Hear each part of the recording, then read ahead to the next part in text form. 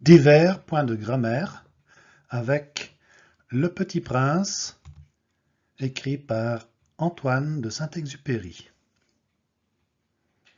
Her skal vi se litt på kapittel 1 i romanen Le Petit Prince, og senere skal vi bruke den teksten som utgangspunkt for en del grammatikkoppgaver. Men altså nå først, for å bli litt kjent med teksten, kapittel 1.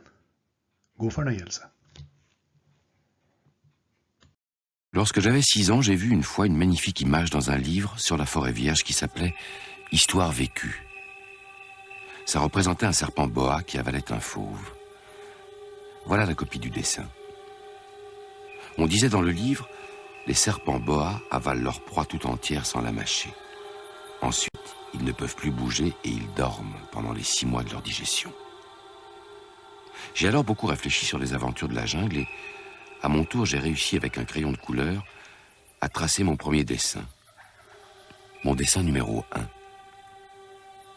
J'ai montré mon chef-d'œuvre aux grandes personnes et je leur ai demandé si mon dessin leur faisait peur. Elles m'ont répondu, pourquoi un chapeau ferait-il peur? Mon dessin ne représentait pas un chapeau. Il représentait un serpent boa qui digérait un éléphant. J'ai alors dessiné l'intérieur du serpent boa afin que les grandes personnes puissent comprendre. Elles ont toujours besoin d'explications. Les grandes personnes m'ont conseillé de laisser de côté les dessins de serpents boa ouverts ou fermés et de m'intéresser plutôt à la géographie, à l'histoire, au calcul et à la grammaire. C'est ainsi que j'ai abandonné à l'âge de 6 ans une magnifique carrière de peintre. J'avais été découragé par l'insuccès de mon dessin numéro 1 et de mon dessin numéro 2. Les grandes personnes ne comprennent jamais rien toutes seules.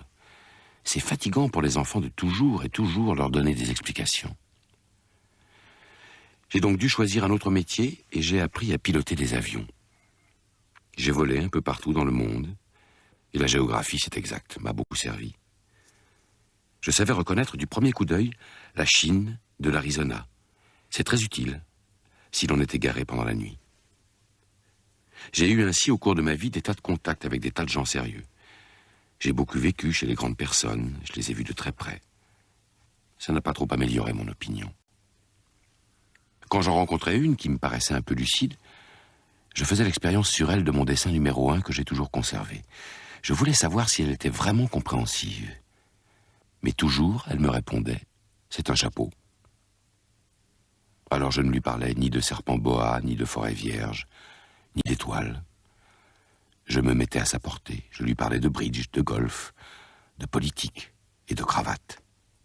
Et la grande personne était bien contente de connaître un homme aussi raisonnable.